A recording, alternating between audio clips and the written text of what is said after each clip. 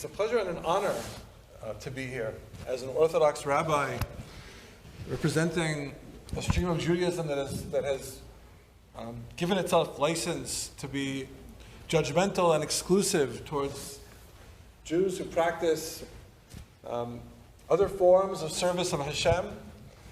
And I want to share with you, this is the first time I've spoken in a conservative shul on Shabbat morning. And it feels to me to be redemptive. It feels to me to be a privilege and an honor. Thank you. Miraglim. This word is usually translated as spies. The rabbi used the word scouts, which I really appreciated. But really, the story that we're told about is a story of tourists. The mitzvah that these 12 men receive is latur et haaretz. And latur literally means to take a tour, to walk the length and the width of the land, and to come back and give their honest report of what they saw. And so they did. They came back, and they called it like they saw it. 2 for, 10 against. And as a result of their report and the response of the people, the nation were condemned to 40 years wandering in the desert. Much of the conversation about these spies, these scouts, goes to the question of what did they do wrong? And you may have noticed that the word latur comes up again in this week's portion. And you might be surprised to know that it has to do with this 4-cornered garment that we wear. And the fringes on the corner, the tzitzit, which the Torah tells us is meant to prevent an event of latur. V'lo taturu acharei levavchem v'acharei einechem asher atem zonim achareihem. Through the wearing of these 4 fringes, you will not follow your heart. You will not follow your eyes, which seduce you. And I wonder, also in light of this week's events and the painful message that the rabbi shared, I wonder, are we not meant to follow our eyes and our hearts when we are looking at reality and trying to choose how to interpret it, how to understand it? Is it not disturbing that the Torah tells us, you will not follow your heart, you will not follow your eyes, for they are seeking to mislead you. And I don't know about you, but when I am concerned with the possibility that I am being misled, I go to my eyes and I go to my heart.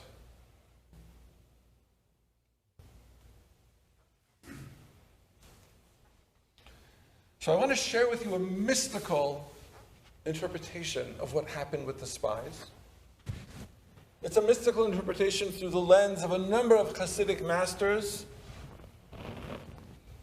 with my own sort of midrashic incorporation.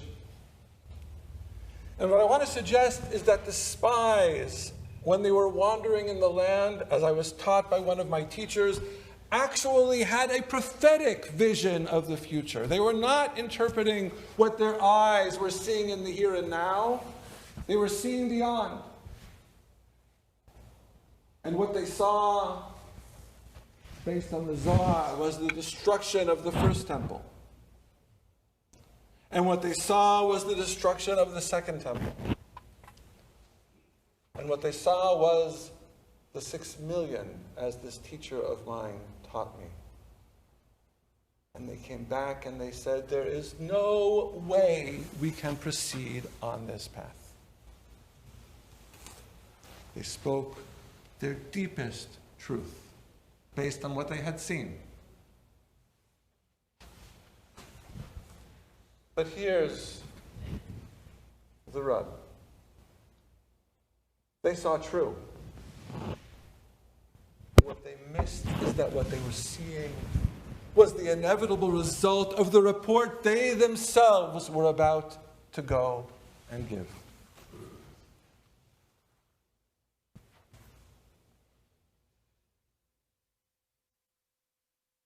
And when I think about this Dvar Torah, it sends chills down my spine.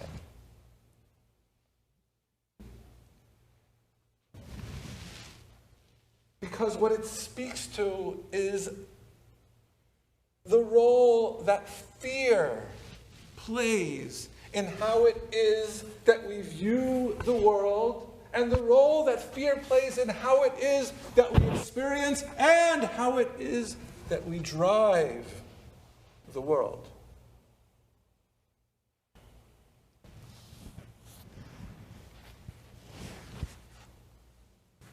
What I think the message of Parashat Tzitzit, of this garment, is that it's crucial for us to be aware of our perspective and the core around which we revolve when we are looking and interpreting the world.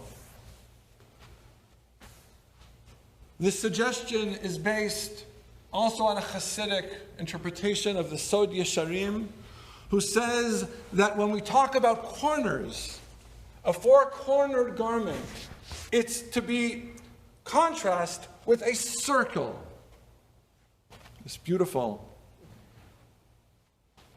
hall of prayer, which is structured as a circle, and what's unique about a circle is that a circle revolves around a center. There is always a unified center which a circle is in relation to. The concept of a kanaf, of a corner, the four corners of the earth, if you will, which is a globe.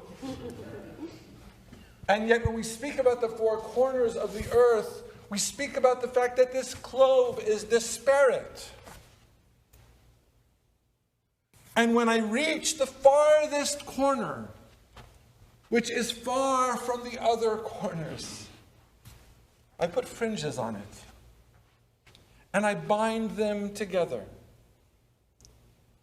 And if I am bold, I make one of those strings blue, as your exiting president has on his talit. If you haven't seen it... I'm not exiting, I'm exiting.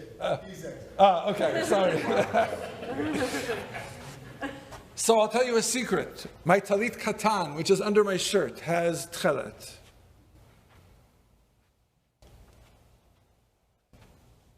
And I keep it a secret because my father didn't wear tchelet, doesn't wear tchelet. And I want to honor him and respect him. So now you know one of my secrets.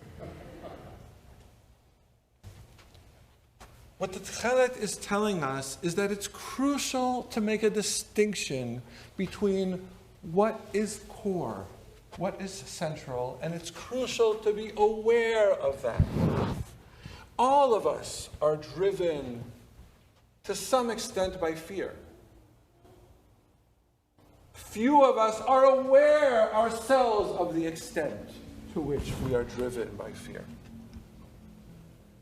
That's what it means to have God in the picture. It means to be reminded of a certain humility and a certain ability to reflect oneself on what is guiding me in this decision. And that's what Yehoshua and Kalev say.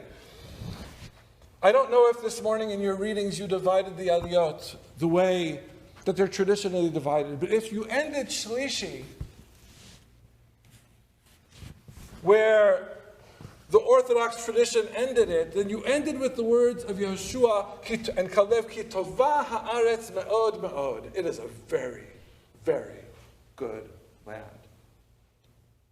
Shlishi ends before his coming words. I mean, he continues to say, and we can overcome, and we don't have to be afraid, and God is with us, and they know it. What a strange place to end an aliyah.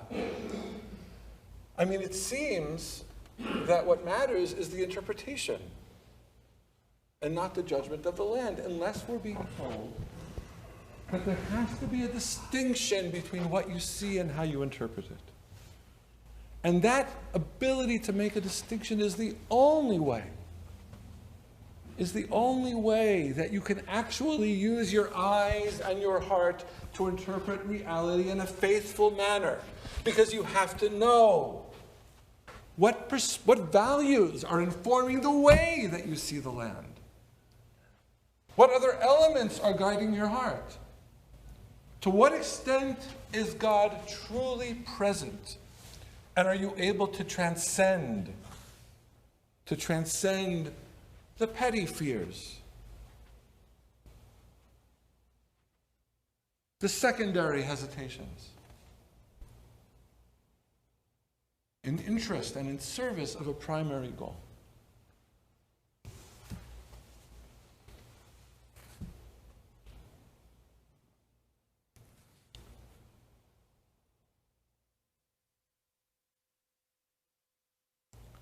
I live in Israel.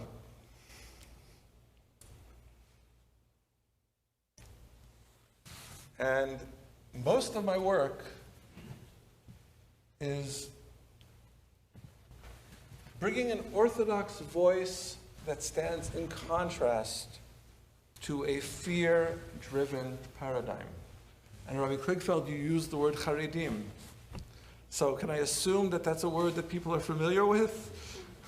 Haredim, which is a word that describes a very precious sector of Israeli society. Shakers.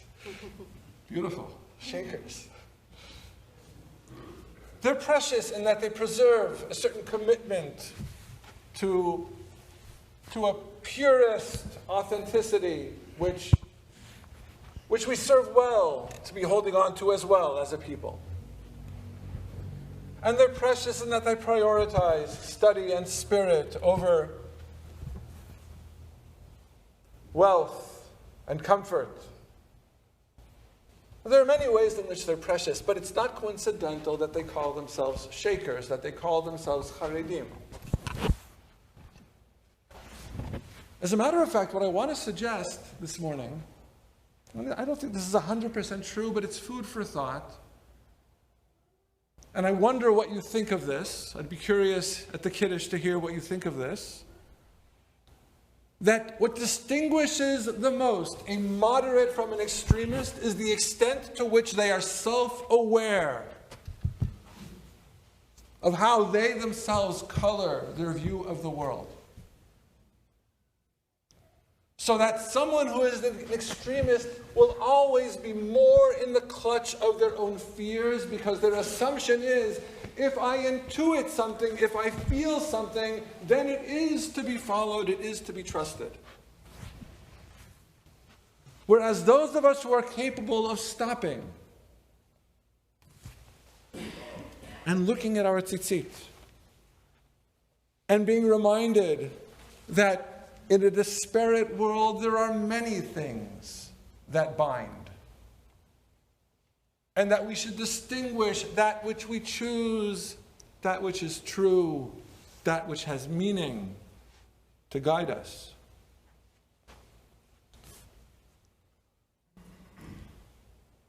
Then we will be better servants. We will be truer scouts in service of the nation, in service of the world.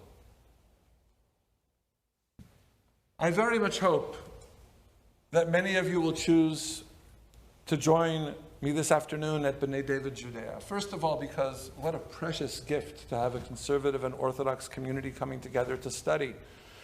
And I applaud the rabbis of both communities. But also because I would love to share with you the work we are doing to compromise the monopoly of the chief rabbinate of Israel over religious services in Israel. You know, I grew up in Berkeley, but it was only in my 40s that the Berkeley came out. And I became an activist.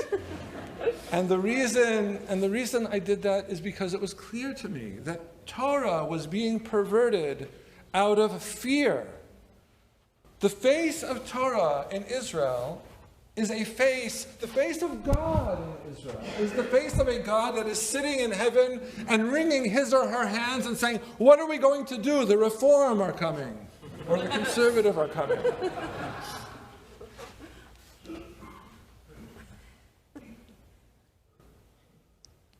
And it is crucial that we create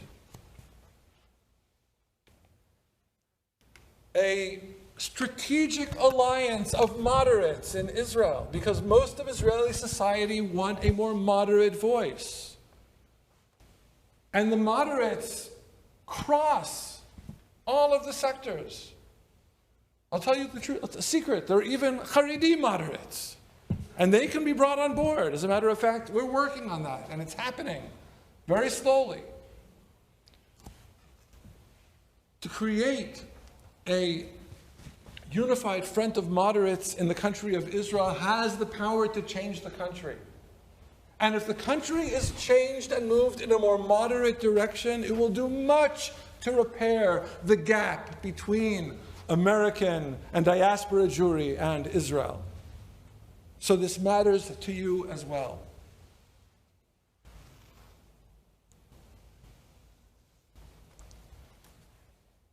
But most of all, in this circular room of prayer, I want to remind us all that the world is in search of its center. The world is in search of its core. And there are many, many forces working to lead us and the world astray, as many within us as without. And this parsha must serve as a reminder that our heart, our eyes, can lead us astray. But there is also a heart for the world, a heart of the world, a creator. And to the extent that we can bring our heart into harmony with the center of the world, with the core of the world, then our lives, our work, our paths will be a blessing.